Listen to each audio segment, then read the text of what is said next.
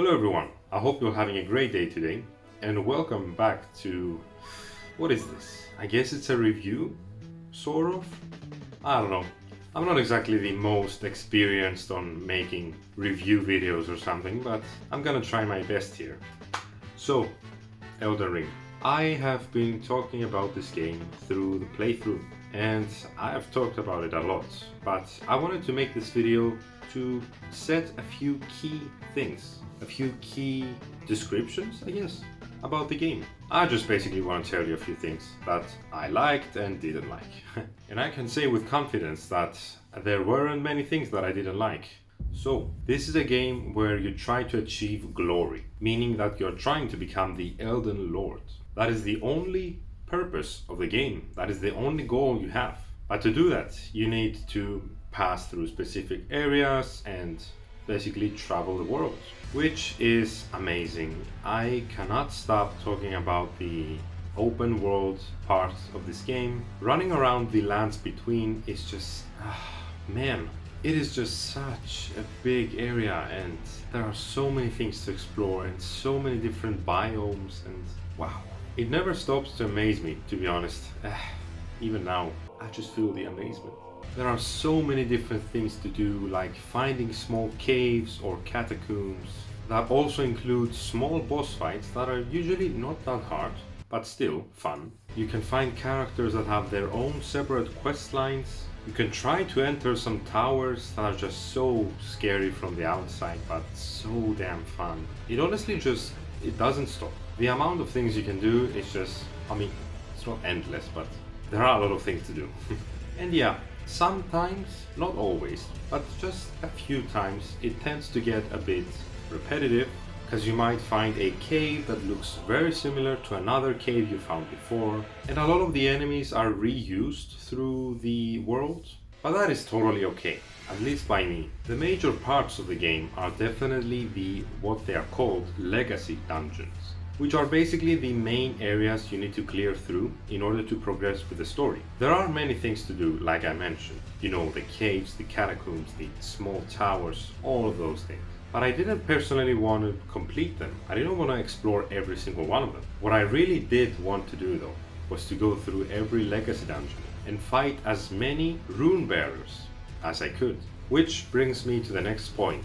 The major boss fights of this game, I cannot stop thinking about them. They were so fun. I enjoyed learning how to fight every single one of them. I don't know what it is, man. I really don't. Practicing these boss fights and just attempting them over and over again, trying to learn their moveset and stuff like that. It was, personally, the most enjoyable part of the game for me. And on top of that, they are all just super cool. I mean, you have Godric turning his arm into a dragon, you have Godfrey becoming a berserk warrior, and Maliketh just a completely different breed from his first phase. In all honesty, these boss fights were some of the best ones that I faced in any game of my gaming career. Oh my, they are just incredibly fun to play, all of them. Maybe not all of them, but yeah. Now the story itself, it's very hidden from the game, I have to say. From what I'm aware of, the biggest part of the lore of the game is mostly hidden and you have to find it through, you know, using the browser. But that is completely okay, because there is a substitute to this, and you know what it is. They are of course the side quest lines that are optional, but so worth it. In my playthrough, I didn't complete all of them.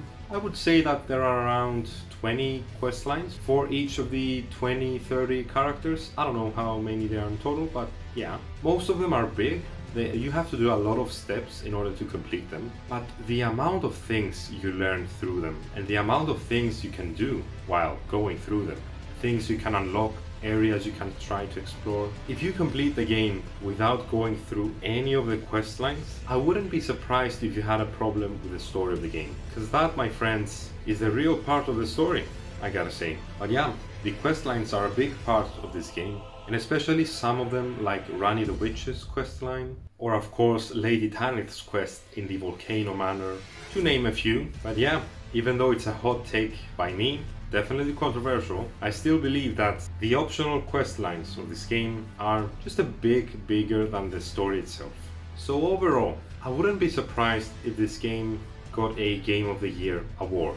I mean, come on now. The evidence is there. Everyone loves this game, for the right reasons, of course. And you can't go wrong by choosing to play this game. Because trust me, I am not a Dark Souls player. I've never played any of the Dark Souls games. Elden Ring was my first, but still, I managed to get through. And yes, I had a difficult time in the beginning, but by learning the game and just having fun and enjoying learning the game, I will still say that I love this game. And also, I will still say that this game is for everyone. It's not a difficult game, but at the same time, it's not an easy game, because the real magic of Elden Ring is the ability to choose your own path. And what that means is that you have the ability to choose your own difficulty, just depending on how you play the game. And of course, you have the ability to decide what you want to do in the game. If you want to explore everything, if you want to just get through the story, or if you want to have fun and just screw around, it's really up to you. And this game is 110% worth of your time. Like I said before, I wouldn't be surprised if it got Game of the Year, or honestly, maybe even Game of the Decade. Who knows? But yeah, anyways guys, that's all I wanted to say today. I just wanted to make a silly review. That's pretty much it. See ya!